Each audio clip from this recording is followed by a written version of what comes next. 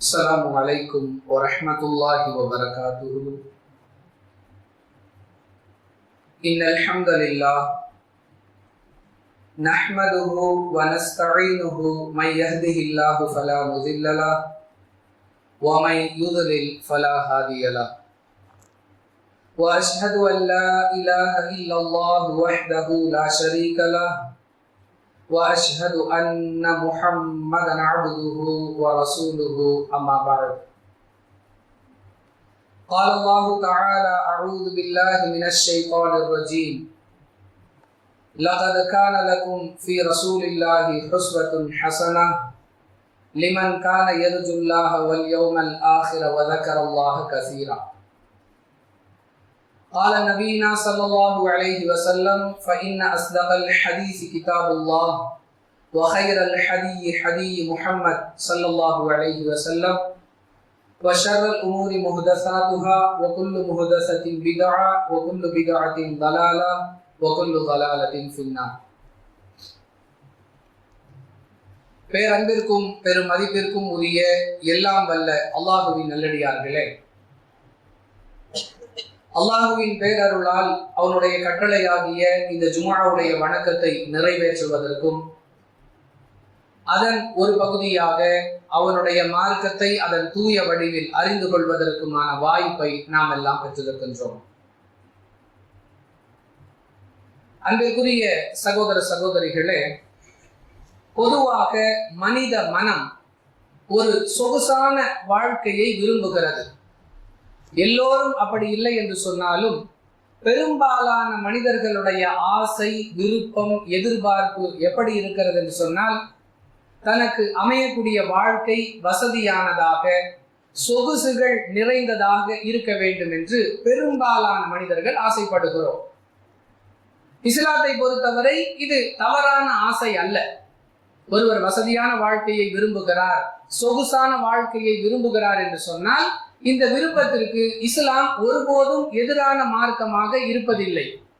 அதே நேரத்தில் நாம் எந்த வாழ்க்கையை அடைந்து கொள்ள வேண்டும் என்று விரும்புகிறோமோ அதற்கான முயற்சி, அதற்கான ஏற்பாடு, மார்க்கம் தடுத்த ஹராமான வரவீனங்கள் இல்லாத வகையில் ஒருவர் தனக்குரிய வாழ்க்கையை வசதியானதாக, சொகுசானதாக அமைத்துக் கொள்கிறார் என்றால் அது குற்றம் அல்ல. அதே நேரத்தில் தன்னுடைய வாழ்வு எளிமையானதாகத்தான் இருக்கிறது என்று சொன்னால் அதை பொருந்திக் கொள்ளக்கூடிய பக்குவத்தை நம்மிடத்தில் கொண்டு வர வேண்டிய கட்டாயமும் இருக்கிறது. அல்லாஹ் நாடியபடி நமக்கு சொகுசான வசதியான ஒரு வாழ்க்கை அமைகிறது என்று சொன்னால் அதை நல்ல விதமாக நாம் பயன்படுத்திக் கொள்ளலாம். அதே நேரத்தில் நமக்கு அல்லாஹ் விதித்தது எளிமையான, சுருக்கமான ஒரு வாழ்க்கை தான் என்று இருக்கும் பொழுது அதை ஏற்றுக்கொள்ளக்கூடிய, அதை பொருந்திக் கொள்ளக்கூடிய ஒரு பக்குவம் நமக்குள் வர வேண்டியது அவசியமாக இருக்கிறது. இது ஒரு நிலை. இன்னும் சிலர் அல்லாஹ் அவர்களுக்கு ஏராளமான வசதி வாய்ப்புகளை கொடுத்திருப்பான். மக்களுக்கு மத்தியில் அவர்களுக்கென்று ஒரு செல்வாக்கு இருந்து கொண்டிருக்கும். பதவி என்ற அடிப்படையில் ஒரு தலைமைத்துவத்தை, ஒரு உயர்ந்த நிலையை அவர்கள் அடைந்திருப்பார்கள். அதன் காரணமாக அவர்களுக்கு சொகுசான வசதியான ஒரு வாழ்வும் அமைய பெற்றிருக்கும். அதை அவர்கள் நல்ல விதமாக பயன்படுத்தி கொண்டு வாழ்கிறார்கள் என்று சொன்னால் அதையும் இஸ்லாம் ஒருபோதும் குற்றம் என்று சொல்லவில்லை. அதே நேரத்தில் தனக்கு கீழாக இருக்கக்கூடியவர்களை, ஒரு செல்வந்தர் ஒரு ஏழையை பார்த்து, ஒரு பதவியில் இருக்கக்கூடியவர் தனக்கு கீழ்மட்டத்தில் உள்ளவரை பார்த்து, சமூகத்தில் செல்வாக்காக வாழக்கூடிய ஒருவர் அந்த செல்வாக்கு யாருக்கு கிடைக்கவில்லையோ அவரை பார்த்து ஏளனமாக நினைப்பது என்பதை இஸ்லாம் வன்மையாக கண்டிக்கிறது. எதற்காக இந்த பீடிகைகளை நாம் தெரிந்து கொள்ள வேண்டிய தேவை இருக்கிறது என்று சொன்னால், உலகமே வியந்து பார்க்கக்கூடிய ஒரு தலைமை, அல்லாஹுடைய தூதர் என்ற ஆன்மீக தலைமை, அரபு தீபகற்பத்தின் ஜனாதிபதி என்ற அரசியல் தலைமை, ஒரே நேரத்தில் இரட்டை தலைமைகளுக்கு சொந்தக்காரராக இருந்த உலகம் போற்றும் உத்தமர் அண்ணலம் பெருமகனார் ரசூலுல்லாஹி ஸல்லல்லாஹு அலைஹி வஸல்லம் அவர்கள் தன் வாழ்நாளில் 2 விதமான நிலைகளையும் அனுபவித்தார்கள். மதீனாவிற்கு வருவதற்கு முன்பாக செழிப்பான ஒரு வாழ்க்கை, மதீனாவிற்கு வந்ததற்கு பிறகு நெருக்கடியான ஒரு வாழ்க்கை. இன்னும் சொல்லுவதாக இருந்தால் மக்காவில் இருக்கும் பொழுது அல்லாஹுவின் தூதர் என்ற ஒற்றை தலைமைத்துவம் மட்டும்தான்.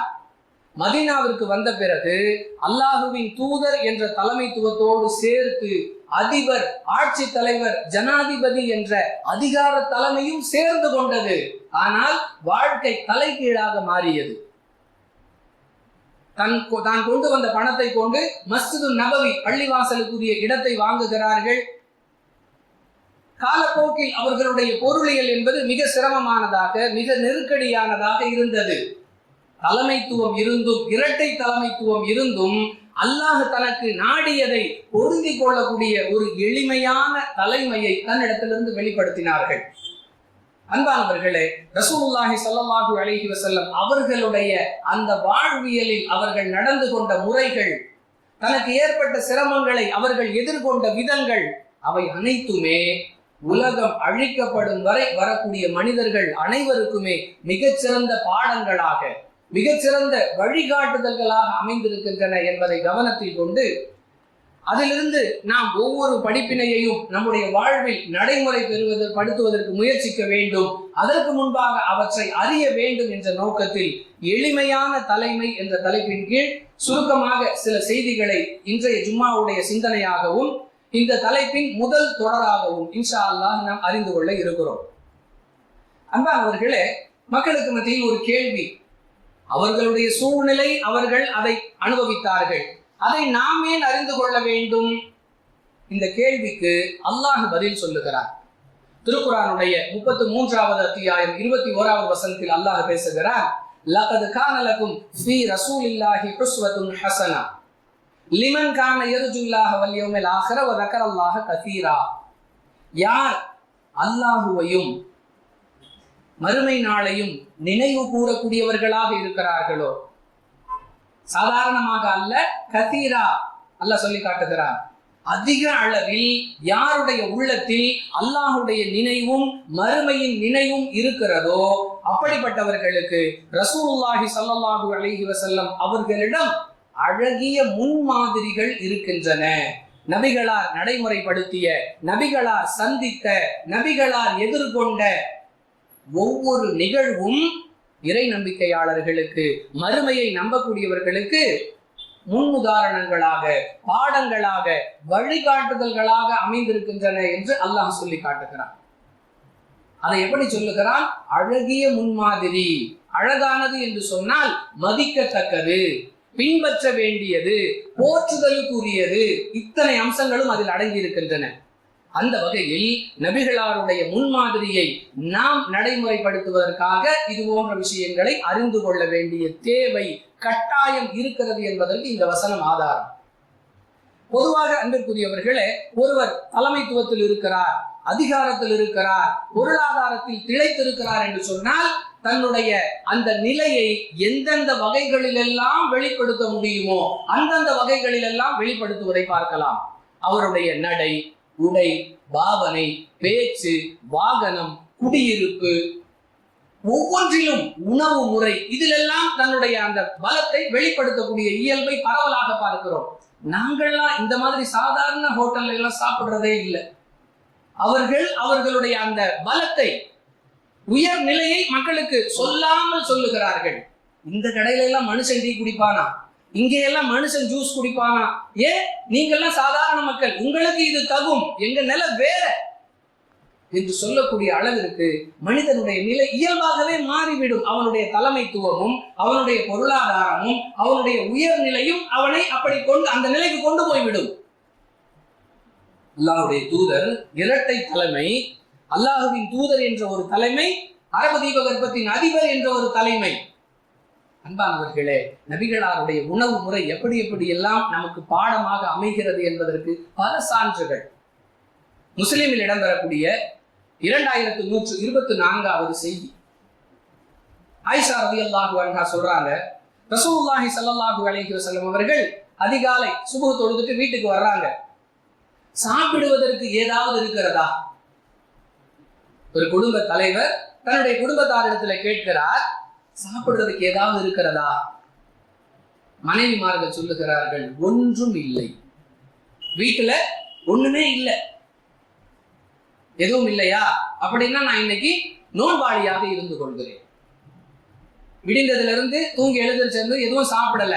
ஒருவர் விரும்பினால் நோன்போட சஹருடைய அந்த கடைசி நேரம், சுபுடைய ஆரம்ப நேரம் கடந்த பிறகு கூட நஃபீலான நோன்புகளுக்கு நியத் செய்து நோன்பாக தன்னுடைய நாளை தொடரலாம். இந்த சட்டம்லாம் நம்ம வேற வேற தலைப்புகள்ல பேசி இருக்கிறோம், கேட்டிருக்கிறோம். வீட்டுக்கு வர்றாங்க, ஏதாவது சாப்பிட இருக்குதான்னு கேட்கிறாங்க, எதுவும் இல்லை என்று வீட்டிலிருந்து பதில் வருகிறது. சாப்பிடத்தான் ஒண்ணும் இல்லையே, அப்ப நான் நோன்பாளியாக இந்த நாளை தொடர்கிறேன். வெறுமனே பட்டினியா இருந்து இந்த நாளை கடத்துறதை விட சாப்பிடறதுக்கு எதுவும் இல்லை, நோன்பாளியாக இருந்தால் நன்மைக்குரியதாக மாறிவிடும் அல்லவா, நோன்பாளியாக தொடர்கிறேன் என்று சொல்லுகிறார். அன்பானவர்களே, எப்படிப்பட்ட ரசூலுல்லாஹி ஸல்லல்லாஹு அலைஹி வஸல்லம் தன் வாழ்வில் தான் அடைந்த அந்த நிலைகளை எப்படி எளிமையாக எதிர்கொண்ட ஒரு தலைவராக நமக்கு நடைமுறைப்படுத்தி காட்டியிருக்கிறார்கள். நாம நோன்பு வைக்கிறதுக்காக சாப்பிடுவோம், ரசூலுல்லாஹி ஸல்லல்லாஹு அலைஹி வஸல்லம் சாப்பிட எதுவுமே இல்லைங்கிறதுக்காக நோன்பாளியாக மாறிவிட்டார்கள். சஹர் சாப்பிடுறோம், சஹர் உணவில் பரக்கத்து இருக்கிறதுங்கிறதுல மாற்று கருத்து இல்லை.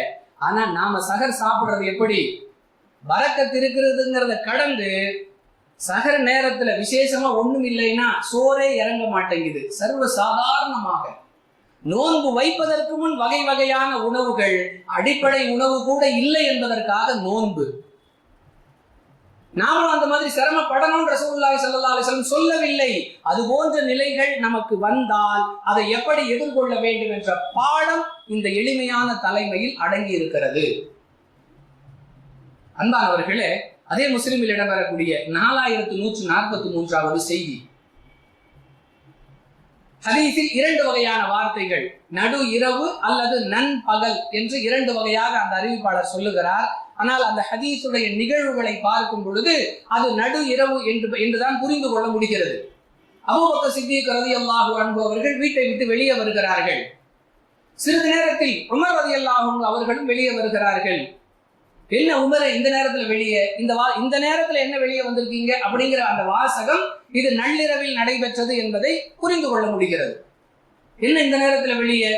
உமர் ரலியல்லாஹு அன்ஹு சொல்லுகிறார்கள், பசி, வயிறு காலியா இருக்கு, தூக்கம் வரல, அப்படி வீட்டை விட்டு வெளியே வந்துட்டாங்க. இருவரும் இப்படியே பேசிக் கொண்டிருக்கிறார்கள். ரசூலுல்லாஹி ஸல்லல்லாஹு அலைஹி வஸல்லம் அவர்களும் வெளியே வருகிறார்கள். அல்லாஹ்வுடைய தூதர் கேட்கிறாங்க, என்னப்பா 2 பேர் இந்த நேரத்துல வெளியே?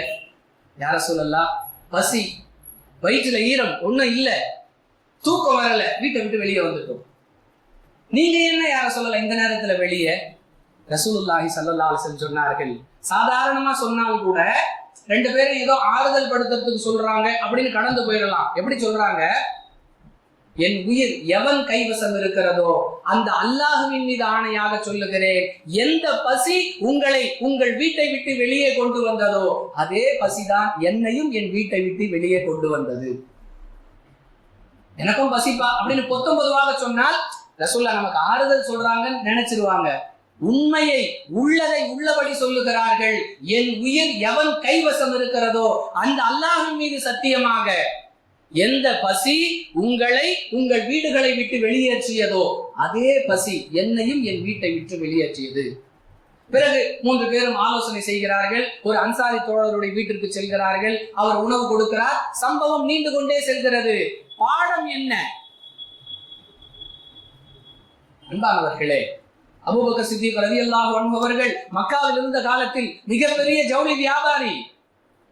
உமர் ரலியல்லாஹு அன்ஹு அவர்கள் ஒரு வியாபாரி. ரசூலுல்லாஹி ஸல்லல்லாஹு அலைஹி வஸல்லம் அவர்கள் மக்காவில் இருந்தவரை அவர்களுடைய வாழ்வு ஒரு வியாபாரத்துடன் கூடிய ஒரு பொருளாதார வாழ்வாக இருந்தது. அல்லாஹ் நிலைமையை மாற்றினாலும் அதை பொருந்திக் கொள்ளக்கூடியவர்களாக, புரிந்து கொள்ளக்கூடியவர்களாக தங்களை ஆக்கிக் கொண்டார்கள். இதுதான் பாடம். பெரும்பாலான மனிதர்கள் எப்படி செழிப்பாக இருக்கும் வரை வாழ்க்கை நடந்து கொண்டே இருக்கிறது.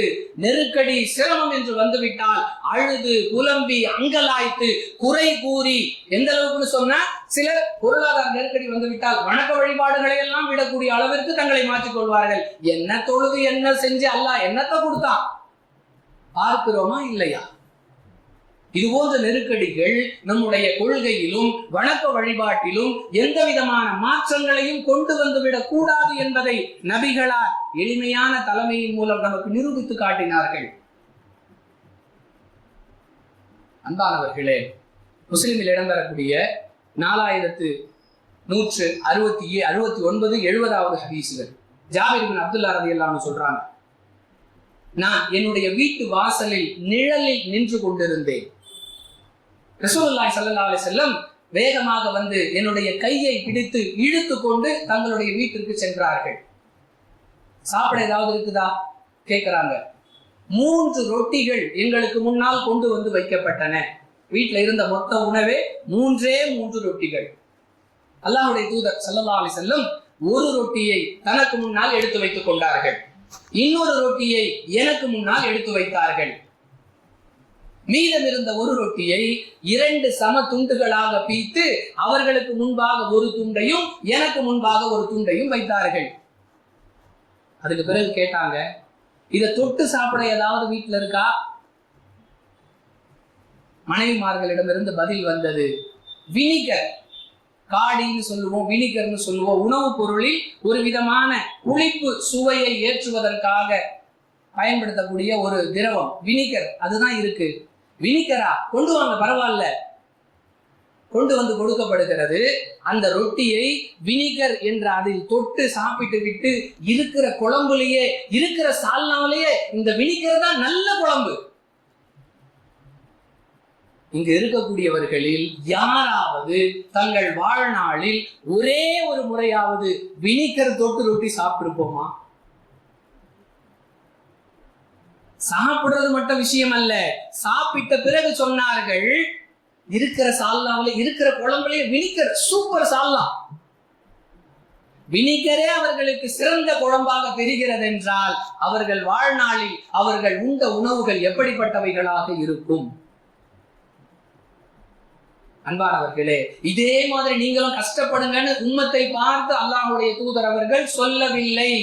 அப்படின்னா எதுக்காக இந்த தகவல்கள் எல்லாம் நமக்கு முன்னால் சொல்லப்படுகின்றன?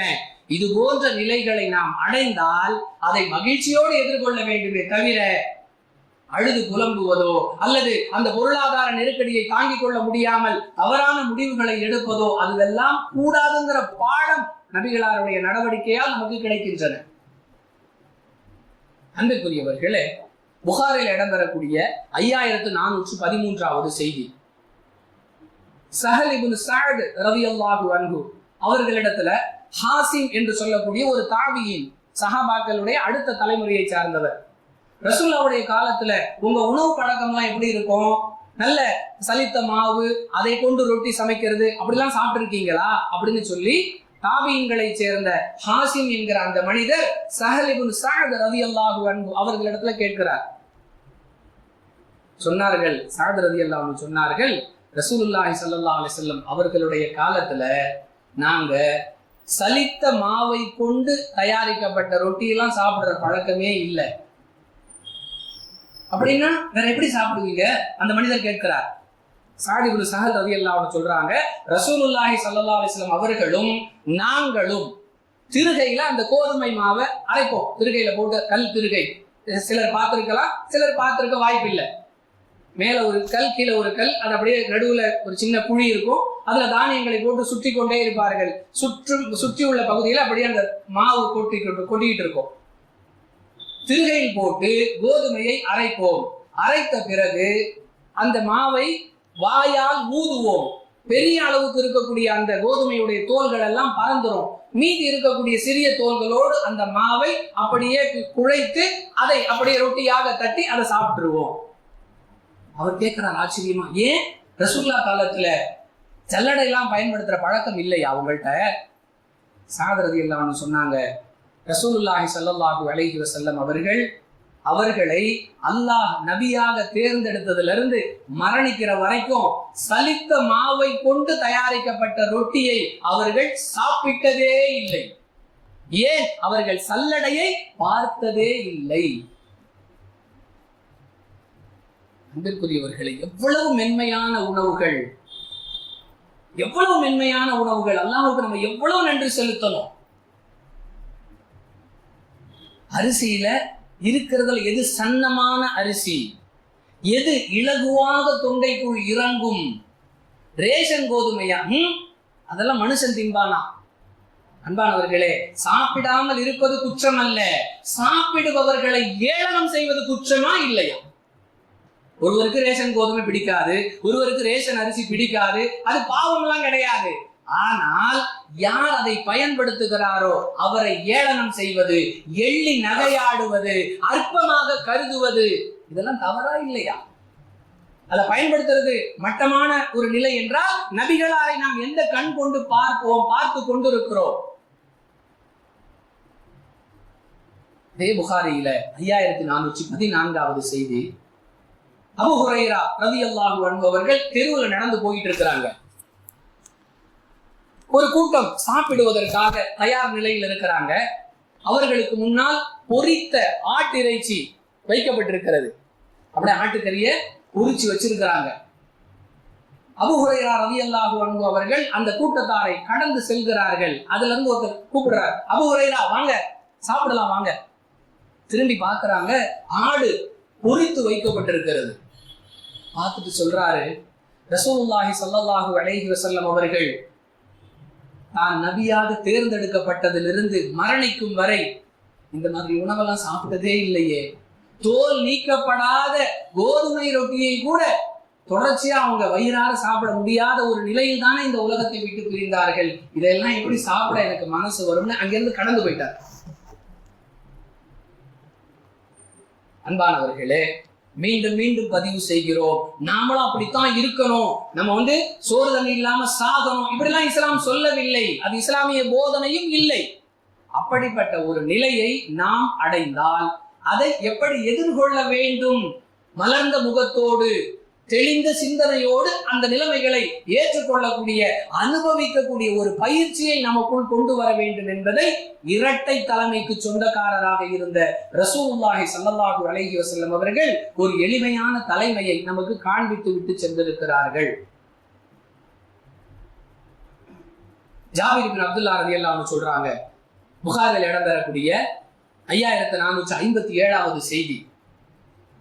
அவர்களிடத்துல ஒரு சட்டம் கேட்கப்படுகிறது. செய்தி என்ன, படிப்பினை என்ன, ரெண்டு விஷயம் இதுல இருக்கு. நெருப்பை கொண்டு சமைக்கப்பட்ட உணவை ஒருவர் சாப்பிட்டு விட்டால் அவர் மீண்டும் ஒலு செய்ய வேண்டுமா? ஒலுவோடு இருக்கிறார் ஒருத்தர், ஒலு செய்து விட்டு வந்துட்டார். அடுப்புல வச்சு சமைக்கப்பட்டது, அது திரவ பொருளாக இருக்கலாம், திண்ம பொருளாக இருக்கலாம், ஏதோ ஒரு பொருள்.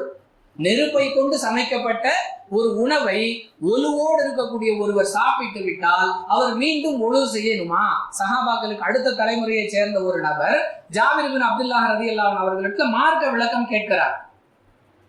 அவங்க மார்க்க சட்டத்தை சொல்லிட்டாங்க. ரசூலுல்லாஹி ஸல்லல்லாஹு அலைஹி வஸல்லம் அவர்கள் ஒலுவுடன் இருக்கக்கூடிய நிலையில நெருப்பை கொண்டு சமைக்கப்பட்ட பொருளை சாப்பிட்டாலும் மறுபடியும் ஒலு செய்ய மாட்டார், அதனால எல்லாம் ஒலு முடியாது சட்டம் சொல்லிட்டு அடுத்து சொல்றாரு, ரசூலுல்லாஹி ஸல்லல்லாஹு அலைஹி வஸல்லம் அவர்களுடைய காலத்தில் நெருப்பை கொண்டு சமைக்கப்பட்ட உணவு என்பது எங்களுக்கு எப்பொழுதாவது தான் கிடைக்கும். அப்படியே மாவை போட்டு தண்ணியில போட்டு குழைச்சு ஏதாவது பாலாடை கட்டி ஏதாவது கிடைச்சா அப்படியே போட்டு அதை பிசைஞ்சு அப்படியே அவ்வளவுதான் அந்த உணவு முறை. அடுப்பை கொண்டு நெருப்பை கொண்டு சமைத்து சாப்பிடக்கூடிய வாய்ப்பு என்பது எங்களுக்கு எப்பொழுதாவது தான் கிடைக்கும். ரசூலுல்லாஹ்வுடைய காலத்துல எங்கள் நிலைமை அப்படித்தான் இருந்தது என்று ஜாபிர் இப்னு அப்துல்லாஹ் ரலியல்லாஹு அன்ஹு சொல்லக்கூடிய செய்தி புகாரியில 5414வது ஹதீஸாக இடம்பெற்றிருக்கிறது. அன்பானவர்களே, இதையெல்லாம் அப்படியே கவனத்தோடு கேட்டுவிட்டு கடந்து செல்வதற்காக நாம் இந்த தகவல்களை பரிமாறவில்லை. ஒரு நெருக்கடியான, ஒரு சிரமமான ஒரு சூழலை நாம் சந்திக்க நேர்ந்தால் அதை எப்படி எதிர்கொள்வது என்பதற்கான நபிகளாருடைய வழிகாட்டுதலாக இந்த தகவல்கள் நமக்கு பாடமாக கிடைத்திருக்கின்றன. உங்களுக்கு அல்லாஹ் வாய்ப்பை தந்தால் தாராளமாக உண்ணுங்கள். அல்லாஹ் குர்ஆனில் அழகாக சொல்லுகிறான், குலு வஷ்ரபு, உண்ணுங்கள் பருகுங்கள், வலா துஸ்ரிஃபு, வீண் விரயம் செஞ்சிராதீங்க. தாராளமாக சாப்பிடுவதோ தாராளமாக பருகுவதோ இஸ்லாத்தை பொறுத்தவரை குற்றம் அல்ல. வீண் விரயம் இல்லாமல், ஹராமான சம்பாத்தியம் இல்லாமல் உங்களால எவ்வளவு சொகுசாக லக்ஸரியாக வாழ முடியுமோ தாராளமா வாழுங்க. நிறைய பேர் அதை தவறாக சொல்லுவார்கள் பயான்ல எல்லாம். அழுக்கு படிஞ்ச ட்ரெஸ்ஸோட ஒருத்தர் இருந்தால் அவர் அல்லாஹ்வுக்கு நெருக்கமான அடியார்னு பொய்யெல்லாம் சொல்லுவாங்க. இஸ்லாம் சுத்தத்தை சொல்லக்கூடிய மார்க்கமே தவிர அழுக்கு படைஞ்சவன் தான் அல்லாஹ்வுக்கு நெருக்கமானவங்கிற கதையை எல்லாம் இஸ்லாம் ஒருபோதும் ஏற்காது. அது தவறான தகவல். அன்பானவர்களே, இத்தனை பாடங்கள் நமக்கு சொல்லப்படுகின்றன. நாம் இது போன்ற நிலைகளை அடைந்தால் தளர்ந்து விடக் கூடாது என்பதற்காக. இன்னும் ஆச்சரியம், புகாரில் இடம்பெறக்கூடிய 5416வது செய்தி, ரசூலுல்லாஹி ஸல்லல்லாஹு அலைஹி வஸல்லம் அவர்கள் அவர்களுடைய குடும்பத்தார்கள், நபிகளாருடைய குடும்பத்தாரும் தொடர்ந்து 3 நாட்கள் வயிறார சாப்பிட்டதே இல்லை. மதீனாவுக்கு வந்ததிலிருந்து. மக்காவுடைய வாழ்க்கை வேறு மாதிரி இருந்தது. மதீனாவிற்கு வந்தது முதல் நபிகளார் மரணிக்கும் வரை நபிகளாரும் அவர்களுடைய குடும்பத்தாரும் தோல் நீக்கப்படாத கோதுமை மாவை கொண்டு தயாரிக்கப்பட்ட அந்த ரொட்டியை கூட தொடர்ச்சியாக 3 நாட்கள் வயிறார சாப்பிட்டதில்லை. ஒரு நாள் திருப்தியா சாப்பிட்டாங்கன்னா அடுத்த நாளைக்கு வாய்ப்பு இல்லை. அதுக்கு அடுத்த நாள் சாப்பிட்டாங்கன்னா அடுத்த நாள் வாய்ப்பு இல்லை. 2 நாள் தொடர்ச்சியா சாப்பிட்டா 3வது நாளுக்கு வாய்ப்பு இல்லை. இதுதான் நபிகளாருடைய குடும்பத்தின் நிலையாக இருந்தது. நெருப்பை கொண்டு தயாரிக்கப்பட்ட உணவை எப்பொழுதாவது சாப்பிடுவோம்னு ஜாபிர் இப்னு அப்துல்லாஹ் சொன்னாங்கல்ல, புகாரில் இடம்பெறக்கூடிய 5457வது ஹதீஸ்ல பார்க்கலாம். அன்பானவர்களே, திரும்ப திரும்ப திரும்ப இந்த தகவல்களை கேட்கும் பொழுது நமக்கு நெருக்கடிகள் வந்தால் அதை எப்படி எதிர்கொள்வது என்கிற மனப்பக்குவம் நமக்குள் ஏற்படும். அதே புகாரியில 6459வது செய்தி, நாங்கள் 3 பிறையை பார்த்து விடுவோம். 3 பிறையை பார்க்கறதுன்னா 2 மாதம், ஜனவரி 1, பிப்ரவரி 1, மார்ச் 1.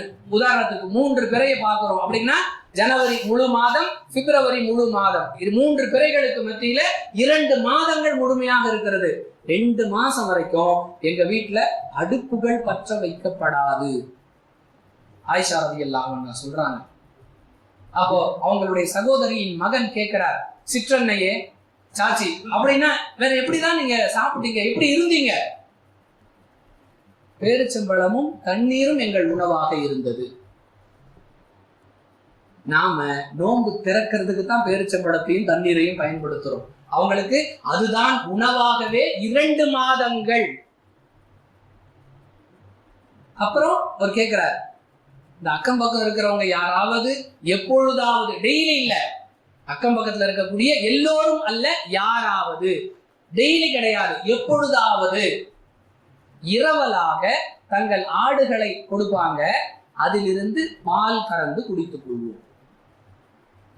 பேரிச்சம்பழமும் தண்ணியும் தான் ரெகுலர் அந்த 2 மாசத்துக்கு. எப்பொழுதாவது யாராவது இரவலாக ஆட்டை கொடுத்தால் அதிலிருந்து பால் கறந்து குடித்துக் கொள்வோம். இதுதான் எங்களுடைய உணவு நிலையாக இருந்தது. ஒரு ஜனாதிபதியுடைய மனைவி, அல்லாஹ்வின் தூதருடைய மனைவி தங்களுடைய பொருளாதாரம் சார்ந்த உணவு நிலையை இப்படி விளக்குகிறார்கள்.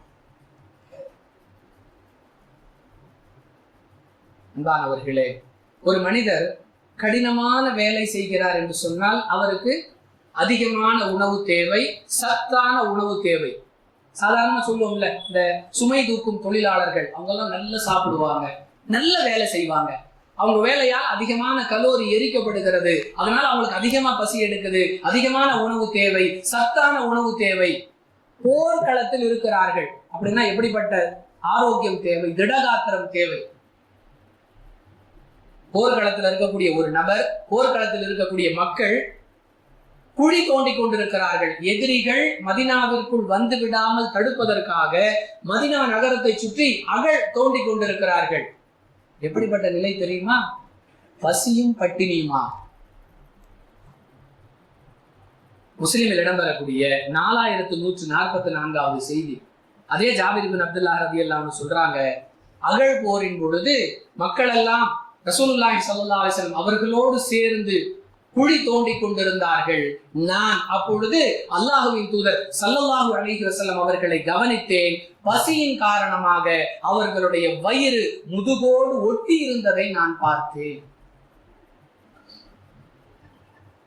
அன்பிற்குரிய சகோதர சகோதரிகளே, வெறும் பயானாக கேட்டு செல்லாமல் அந்த மாதிரிலாம் ஒரு நிலையை அல்லாஹ் நமக்கு ஏற்படுத்தல இல்லை. அப்ப நம்ம அல்லாஹ்வுக்கு எவ்வளவு நன்றி செலுத்த வேண்டும். யாசகம் கேட்கிறார், வீடு வீடாக கடை கடையாக யாசகம் கேட்கிறார். அவர் 3 வேளை நல்ல விதமாக சாப்பிடுகிறார். உண்மையா இல்லையா? சுட சுட உணவு பெரும்பாலும் கொடுப்பது, தானம் கொடுப்பது என்று சொன்னால் அதிகமான மக்கள் உயர் ரக உணவை கொடுக்கிறார்கள். பிரியாணி கொடுப்போம், வெறும் பிரியாணி வேண்டாம், முட்டை வச்சு கொடுப்போம், சாப்பிடுறவங்களுக்கு கொடுக்கறத நல்லதா கொடுப்போம்.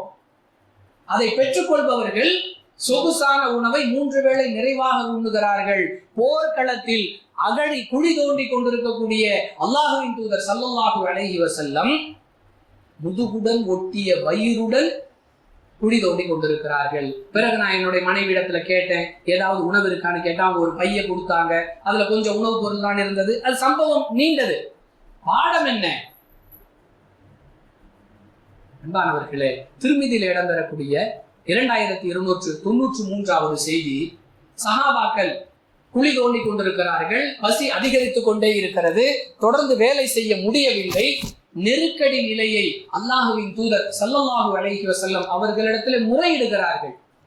யார சொல்லலாம், இடுப்பு நேரம் நிக்கல, முடியல, அதனால நாங்க ஒரு கல்லை வைத்து கட்டி கொண்டோம், அப்போதான் அந்த உடம்பு நேரம் நிக்குது, அந்த அளவுக்கு பசியின் கொடுமை என்று நபிகளாரிடத்தில் தங்களுடைய இயலாமையை முறையிடுகிறார்கள். அல்லாஹுவின் தூதர் ஸல்லல்லாஹு அலைஹி வஸல்லம் அவர்கள் தன்னுடைய ஆடையை உயர்த்தி காட்டுகிறார்கள். 2 கற்கள் கட்டப்பட்டிருக்கின்றன. அன்பிற்குரிய சகோதர சகோதரிகளே, நீங்களும் இதே போன்று சிரமப்பட்டு சாகணும் அப்படி இஸ்லாம் சொல்லவில்லை. நெருக்கடியின் காரணமாக, சிரமத்தின் காரணமாக உங்களுடைய நிலை தலைகீழாக ஆகும் பொழுது இதை மலர்ந்த முகத்துடன் ஏற்றுக்கொள்ள வேண்டிய, அனுபவிக்க வேண்டிய, நடைமுறைப்படுத்த வேண்டிய பக்குவத்தை உங்களுக்குள் கொண்டு வந்து விட வேண்டும். ஆரம்பத்தில் சொன்ன அந்த விஷயத்தை மீண்டும் நினைவு கூற வேண்டிய கட்டாயமும் நமக்கு இருக்கிறது. அல்லாஹ் நமக்கு வாய்ப்பை கொடுத்திருக்கிறான், பொருளாதாரம் நிறைவாக இருக்கிறது, வியாபாரம், உத்தியோகம், தொழில் என்று அல்ஹம்துலில்லாஹ் செழிப்பாக இருக்கிறோம் என்று சொன்னால் அதை பயன்படுத்தி நல்ல உணவை உண்பது, உயர் ரக உணவுகளை உண்பது, குடும்பத்தாருக்கு அது போன்றவற்றை கொடுப்பதை மார்க்கம் ஒருபோதும் தடுக்கவில்லை.